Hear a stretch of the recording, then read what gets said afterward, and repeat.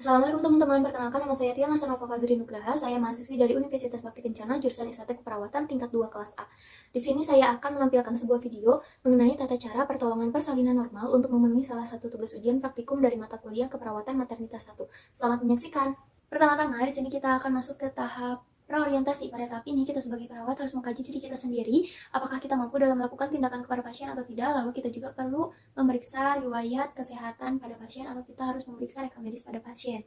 Selanjutnya kita harus menyiapkan peralatan yang akan digunakan selama tindakan. Di sini ada set partus, isinya harus steril, ada 3 pasang handscoon steril, 2 buah klem arteri, gunting episiotomi, gunting tali pusat, lalu ada pinset chirurgis, pinset anatomi, setengah koher, kasa alkohol, kasa steril, klem tali pusat, kateter nelaton, dan juga 2 buah kom.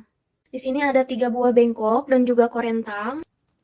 Ada alat penyedot lendir, ada vitamin K, ada hepatitis B, ada tetes mata, antibiotik profilaksis untuk bayi. Lalu di sini ada 1 ampul oksitosin, ada Doppler dan juga gelnya, ada 3 buah spet. Lalu di sini ada timbangan berat badan bayi dan juga meteran. Lalu di sini ada APD, APD-nya meliputi penutup kepala, apron, lalu ada face shield dan juga masker. Juga di sini ada boot. Lalu kita sediakan selimut, lalu samping atau sarung, dan juga di sini ada alas atau yang biasa kita sebut dengan underpad. Lalu ada 2 buah handuk dan juga 2 buah waslap. Dan di sini ada perlengkapan bayi, di sini ada bedong, ada topi bayi, baju bayi, dan juga popok. Lalu di sini ada tempat plasenta, ada baskom DTT, lalu baskom yang berisi klorin 0,5%, dan juga di sini ada tempat pakaian kotor, dan ada 2 buah tempat sampah, yang satu tempat sampah infeksius dan non-infeksius. Lalu terakhir di sini ada alat untuk mengukur TTV, tanda-tanda vital, yaitu ada sphygmomanometer, lalu ada stetoskop, dan juga termometer. Assalamualaikum Bu. Waalaikumsalam. Perkenalkan, saya Perawatian. Saya yang bertugas pada hari ini dari pukul 8 sampai pukul 2 siang. Sesuai dengan standar keselamatan rumah sakit ini, apakah boleh disebutkan nama dan juga tempat tanggal lahirnya? Nama saya Yonita, lahirnya di Bandung 29 Juni. Bagaimana kondisinya hari ini, Bu? Udah mulai sus? Alhamdulillah Ibu ya, karena jika dilihat dari perhitungan HPHT-nya, Ibu ini sudah saatnya melahirkan ya Bu ya hari ini. Nah, saya kesini untuk memeriksa apakah sudah ada tanda dan gejala dari KH2 atau belum. Jika sudah ada, mungkin nanti kita akan melangsungkan persalinan di hari ini juga ya Bu. Apakah Ibu sudah siap? Sudah sus. Baik, kalau begitu saya akan menyiapkan peralatan-peralatannya ya Bu. Di sini kita akan mendekatkan peralatan-peralatan yang sudah disediakan ke dekat pasien. Lalu jangan lupa untuk tutup sampiran untuk menjaga privasi pada pasien, dan kita akan meminta dampingan dari keluarga pasien. Pertama-tama yang harus kita lakukan adalah kita harus melepas perhiasan di tangan kita sebelum dilakukan tindakan, dan kita cuci tangan secara 6 langkah di bawah air yang mengalir dan juga menggunakan sabun.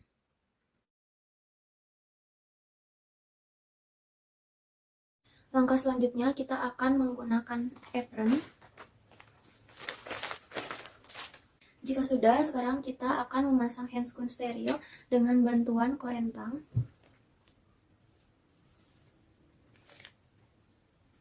Dengan menggunakan prinsip skin to skin, glove to glove.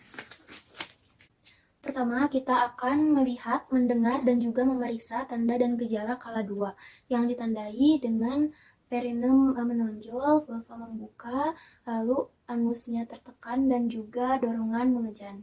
Pertama-tama kita akan menyiapkan oksitosin. Kita masukkan oksitosin ke dalam spet 3 cc. Kita akan masukkan. Jika sudah, kita simpan spet ke dalam set partus. Pertama, di sini kita akan membersihkan daerah vagina ibu menggunakan kapas basah. Kita akan membersihkannya dari vulva ke arah perineum. Kita buang ke bengkok. Lalu kita ambil lagi yang baru, kita bersihkan kembali, dan kita buang ke bengkok. Untuk alat yang sudah dipakai, kita simpan ke dalam larutan klorin. Sekarang kita akan melakukan pemeriksaan dalam pada vagina ibu. Maaf ya Bu, saya cek dulu. Di sini kita akan memasukkan 2 jari seperti ini dan kita akan cek porsio, lalu serviksnya, lalu presentasi, posisi, struktura, molase, dan juga kondisi pinggul.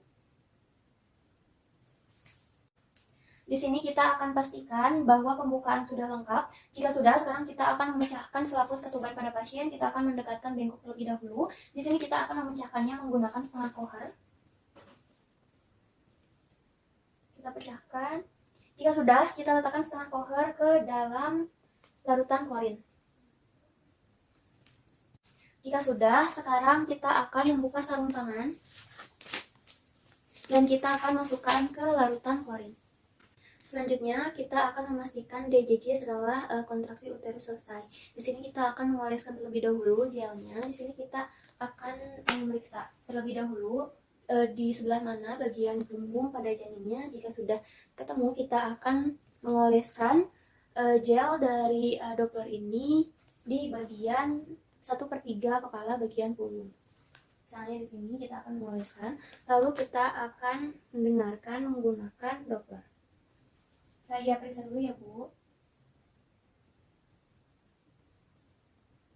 Jika sudah, di sini untuk DJJ normal itu 120 sampai 160 kali per menit. Lalu kita akan memberitahu ibu dan keluarga bahwa pembukaan sudah lengkap dan janin dalam kondisi yang baik. Selanjutnya di sini kita akan meminta ibu untuk mengeran bila ada his apabila ibu merasa sudah ingin mengeran. Ibu bila ada kontraksi, ibu bisa langsung mengeran saja ya Bu. Lalu kita akan meminta bantuan untuk memposisikan ibu untuk mengeran. Nah, jika sudah di sini, bila sudah ada his, kita akan memposisikan ibu setengah duduk. Baik Bu, apakah duduknya bisa setengah duduk Bu? Kita pastikan ibu untuk duduk setengah, untuk posisi setengah duduk dan nyaman. Apakah sudah nyaman Bu? Jika kepala bayi sudah membuka pulva 5-6 cm, di sini kita akan meletakkan handuk bersih di atas perut ibu. Saya letakkan ibu ya, mudah-mudahan persalinannya lancar ibu.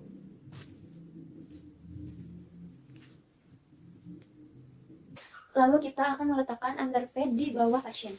Maaf ya Bu, saya angkat dulu. Sebelum melakukan tindakan, di sini kita akan mengecek kembali peralatan yang akan digunakan, apakah sudah lengkap atau belum. Lalu jika sudah, sekarang kita akan cuci tangan secara 6 langkah, dan di sini kita akan memasang masker. Kita akan memasang APD. Kita pasang masker.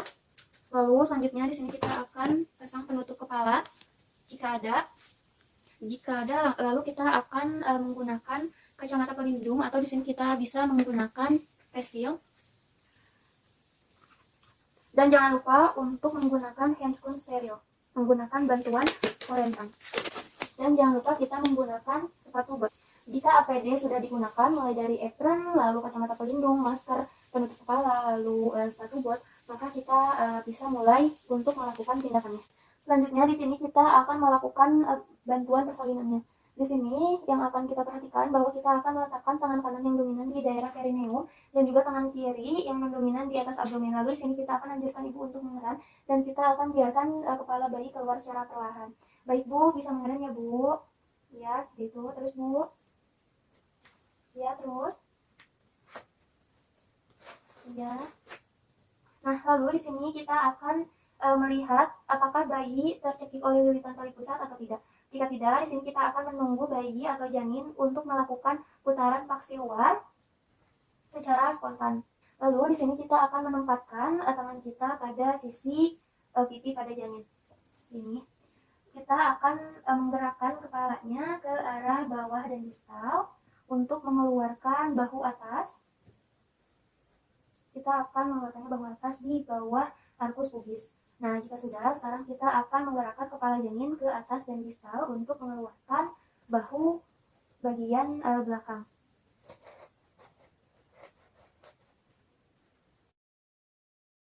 Setelah bahu lahir, geser tangan bawa ke arah perineum ibu untuk menyangga kepala, lengan, dan siku sebelah bawah. Gunakan tangan atas untuk menelusuri dan memegang tangan dan siku sebelah atas. Setelah badan dan lengan lahir, tangan kiri menyusuri punggung ke arah bokong dan tungkai bawah janin untuk memegang tungkai bawah. Setelah seluruh badan janin lahir, letakkan janin di atas perut ibu. Kita akan memberikan penilaian selintas pada bayi sambil kita mengeringkan tubuhnya. Di Di sini kita lihat apakah bayinya menangis atau tidak. Lalu kita juga lihat apakah bayi kesulitan napas atau tidak, lalu gerakannya aktif atau tidak. Lalu kita akan melihat warna kulit dari bayi. Lalu di sini kita akan mengecek kembali uterus untuk memastikan bahwa tidak ada bayi lagi di dalam uterus. Lalu selanjutnya di sini kita akan memberitahu ibu bahwa ibu akan disuntikan oksitosin untuk merangsang adanya kontraksi. Bu, di sini saya akan menyuntikkan oksitosin pada ibu ya, Bu. Oksitosin disuntikan setelah 1 menit bayi lahir, dan di sini kita akan memberikan oksitosin dengan dosis 10 unit secara IM atau intramuskular di bagian 1/3 paha atas distal lateral ibu. Saya suntikan sekarang ya, Bu. Sebelum memasukkan oksitosinnya, di sini kita akan melakukan aspirasi terlebih dahulu, lalu kita akan menyuntikkannya. Setelah 2 menit pasca persalinan, di sini kita akan memasang klem untuk membantu dalam pemotongan tali pusat antara bayi dan ibu. Kita akan klem dari pusat bayi itu sekitar 3 cm, kita akan klem. Lalu untuk pengkleman kedua, di sini kita akan menarik terlebih dahulu isi dari tali pusat ke bagian distal kurang lebih 2 cm, dan kita akan mengklem kembali menggunakan klem kedua.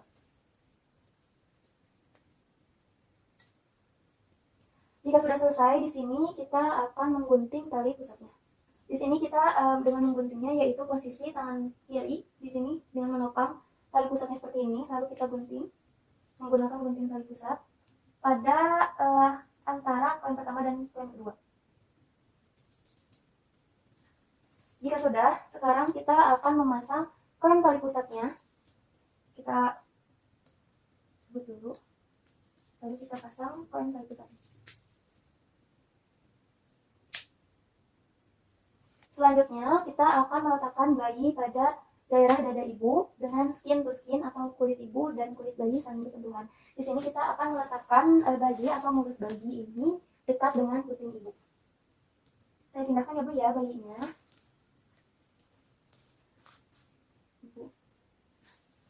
Kita letakkan seperti ini dengan menghadap ke ibu, dan untuk mulutnya ini berada di dekat puting ibu agar bayi bisa menyusu. Dan jangan lupa di sini kita akan memasang topinya. Sambil dipasang ibu ya, agar bayinya tidak kedinginan. Di sini kita akan memasang selimut.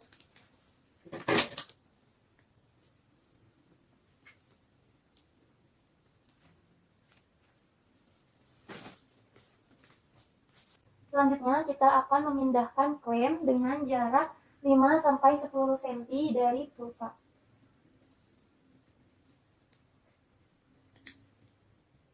Lalu di sini kita akan meletakkan tangan kiri di atas simfisis ibu, dan di sini kita akan tangan kanan kita lakukan untuk menegangkan tali pusat ibu. Seperti ini. Nah, di sini setelah uterus berkontraksi, di sini kita akan menegangkan kembali tali pusat. Kita akan menegangkan kembali tali pusat dengan tangan kanan, dan untuk tangan kiri di sini kita akan mendorongnya ke arah dorsokranial.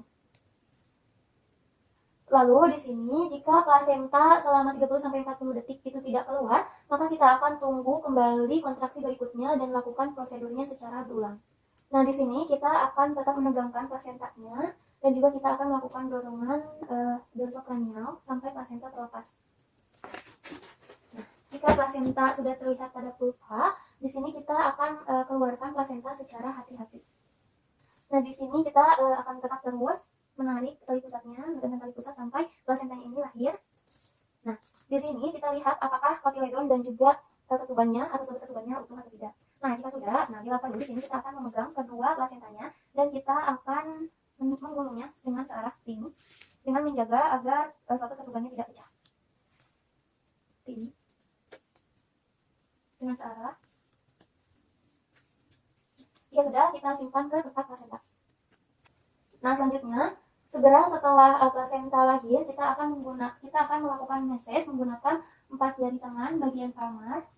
Kita akan meses secara sirkuler sampai uterus berkontraksi dengan baik. Dengan tanda-tandanya untuk uterusnya ini kembali mengeras. Dengan menggunakan kasa, di sini kita akan mengevaluasi kemungkinan laserasi dan juga perineum. Kita akan melakukan penjahitan bila daerah laserasi mengalami perdarahan. Di sini kita pastikan bahwa uterus berkontraksi dengan baik dan tidak terjadi perdarahan. Jika sudah, sekarang kita akan melepaskan handscoon dan cuci tangan secara 6 langkah di bawah air yang mengalir dan menggunakan sabun, dan kita menggunakan handscoon kembali. Di sini kita pastikan bahwa bayi tetap berada pada ibu dengan metode skin to skin selama 1 jam. Setelah 1 jam, di sini kita akan melakukan penimbangan berat badan pada bayi dan juga pengukuran tinggi badan atau panjang pada bayi. Sebelumnya kita akan menggunakan handscoon terlebih dahulu. Kita akan lakukan penimbangan pada bayi. Stop. Lalu kita akan mengukur panjang bayi. Selanjutnya di sini kita akan memasang pakaian pada bayi. Anjurkan bahwa bayi untuk menggunakan pokok kain terlebih dahulu ya teman-teman.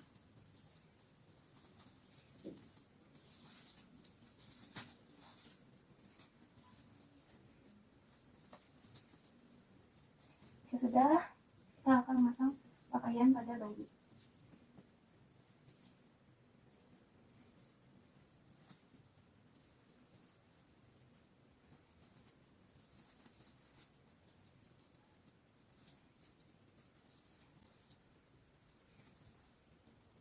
Sekarang kita akan memberikan obat tetes mata, antibiotik, profilaksis pada mata bayi. Sekarang kita akan memberikan vitamin K dengan cara menyuntikkan intramuskular pada bayi dengan dosis 1 mg. Kita akan menyuntikkannya pada paha bagian kiri, anterolateral. Sebelumnya kita akan aspirasi terlebih dahulu dan lalu kita akan memasukkan vitamin K-nya.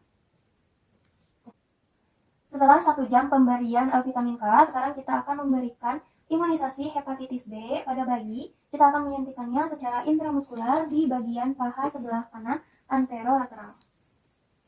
Seperti biasa, kita aspirasi terlebih dahulu, lalu kita akan menyuntikkannya secara intramuskular. Jika sudah, sekarang kita akan pasang bedong pada bayi.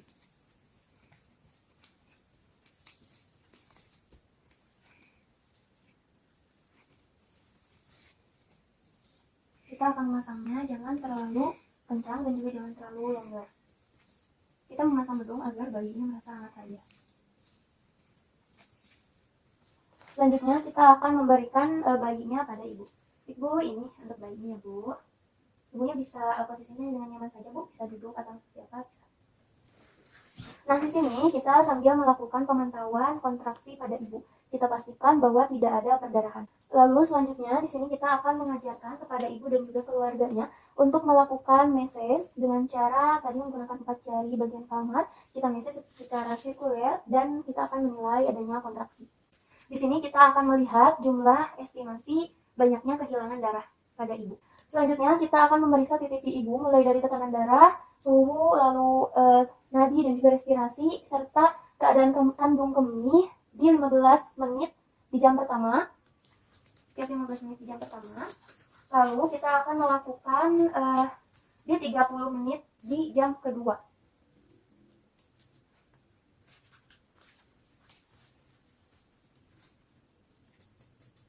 Lalu di sini kita akan memastikan kembali bahwa bayi bernafas dengan baik tanpa hambatan.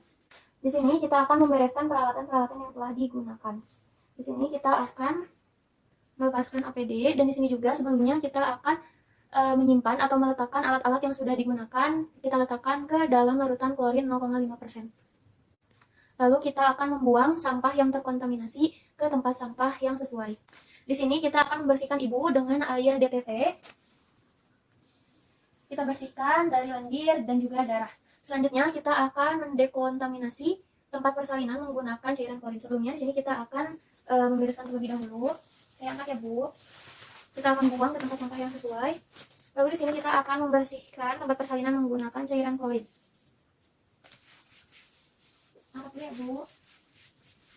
Jika sudah selesai, di sini kita akan melepaskan APD.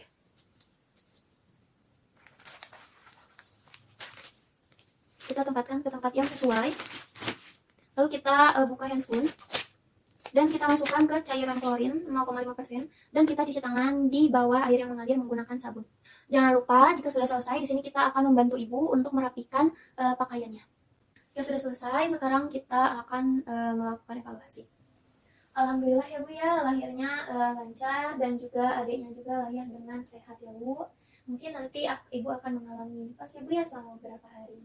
Nah, di sini nanti ibu bisa minta bantuannya kepada keluarga ibu ya untuk membantu selama aktivitas sehari-hari. Ya bu, karena nanti ibu pasti sibuk dengan bayi ibu ya. Maka dari itu ibu bisa meminta bantuan kepada keluarga. Apakah sekarang sudah nyaman bu? Sudah nyaman ibu ya. Kalau begitu nanti saya akan kesini lagi ya bu ya untuk melakukan tindakan keperawatan selanjutnya. Kalau begitu apakah ada yang mau ditanyakan terlebih dahulu bu? Tidak ada, terima kasih. Baik, jika tidak ada, saya tinggal dulu ibu ya untuk melakukan kegiatan perawat yang lainnya. Kalau begitu saya pamit dulu ya bu ya. Semoga ibu dan bayinya sehat selalu. Saya pamit dulu ya bu. Assalamualaikum. Jika sudah melakukan evaluasi, jangan lupa untuk dokumentasikan dan jangan lupa untuk lengkapi patograf. Dan jangan lupa untuk membereskan alat-alat yang telah digunakan dan kita akan membawanya kembali ke nurse station. Terima kasih sudah menyaksikan video saya. Mudah-mudahan bermanfaat bagi teman-teman semua. Wassalamualaikum warahmatullahi wabarakatuh.